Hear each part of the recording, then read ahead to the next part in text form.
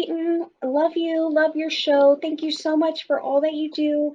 I had a question about tenants. Aside from the eviction moratoriums and all of that going on, what do I do if one of my tenants doesn't pay rent? Like, how do you handle that? And what steps can you take if it does happen? Thank you so much. Thank you, Madeline. Well, first, let me just say that this is not something that you should be handling. This is something that a property management team should be handling. And the way to mitigate non-paying tenants or tenants that I'm not talking about, we'll talk about the pandemic and COVID in just a second, and all of the different weird state laws and the Biden administration trying to extend that moratorium, which is now up, and all of that craziness with the CDC. That's a whole different animal. But just in general, let's pretend the pandemic didn't exist. This is not something that you should be dealing with. By having a great property management team, they're going to do a vetting process to make sure that that tenant doesn't have evictions on their record. So that helps to mitigate the tenant moving in the property. Now suddenly they are one of these tenants that stops paying. Okay, that's not likely going to happen when you've got a great property management company. Also, you want to be investing in areas, of course, where you have high job growth. So for instance, where we build our properties at Morris Invest, if you go to our website, morrisinvest.com, you can see some of our new construction properties. That's where we build in these high job growth areas where there's incredible demand. So if we ever have a vacancy on a property, we've got a waiting list for tenants to get into that property. So you want to be in areas where there's jobs, there's low vacancy rates. So I think you really need to do the homework on the front end before you invest, because non-paying tenants can be rare. It may happen, but it should be rare if you do the front work ahead of time. If you, it's sort of like medicine, right? If you shouldn't have to see a doctor if you take care of yourself, right? And that's the way I look at real estate investing. If you're investing in areas that have a low vacancy rate, low crime, high job growth, you're in the best school districts, then you're probably not going to have non-paying tenants. And if you do, then you also want to be in states that are landlord friendly. So where we invest, like Texas, they do not put up with non-paying tenants. Okay. They are, you would have that tenant evicted in 2 weeks. Very, very fast process. Now, if you're in other states like California or, New Jersey, you have to hire a lawyer. It could take almost a year to get it, or Florida, you can get squatters in these properties can take a long time to get out of a property.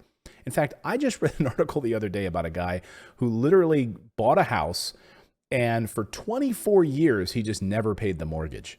And he's claiming now a COVID hardship. And the judge is like, sorry, 24 years?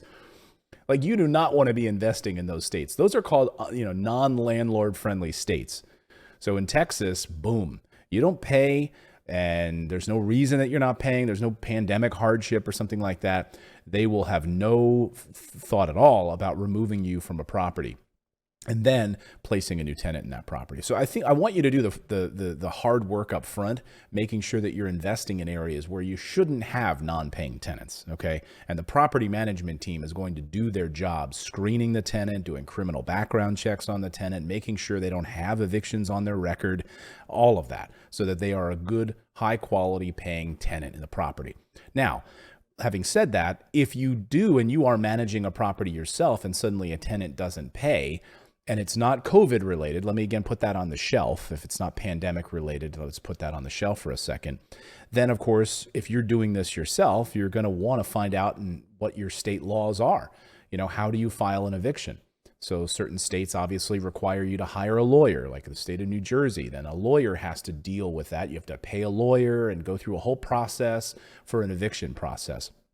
You may find that it's much easier in certain states, and you could just file that with the county to file an eviction process for non-payment of rent, and you go through that process. But the other thing you may want to consider is just if you are managing the tenant yourself and you're not working with a property manager, you're going to end up, I would recommend having a conversation with that tenant. Like if you're the manager of that tenant and you didn't hire a property manager, have a conversation with that tenant. Like, what's going on here? And at the end of the day, I always want to err on the side of being humane. Life things happen, right? We had a veteran in one of our properties, and basically the veteran's benefits just didn't come or arrive for him in time. And he got behind on his rent. These were properties in New Jersey that, the horror story I've told you about my New Jersey experiment, and I will never invest in New Jersey again. But we kind of managed these properties ourselves. We did it as an experiment, in part for the show and also just to try it out. It seemed like a good deal at the time. And we ended up kind of managing it, and we spoke to the tenant, and we spoke to the Veterans Affairs company, or that it would provide him with a portion of his rent. They were behind. They apologized, so we were able to work it out, and he got caught up, and we were fine. So having a conversation, erring on the side of humanity, being humane is always a good thing, right? Don't be a cold-hearted landlord like these Wall Street companies and just kick somebody out. Now, let's talk about the pandemic side of the eviction process. Yes, eviction moratoriums in certain states have continued even despite the federal eviction moratorium drying up and running out.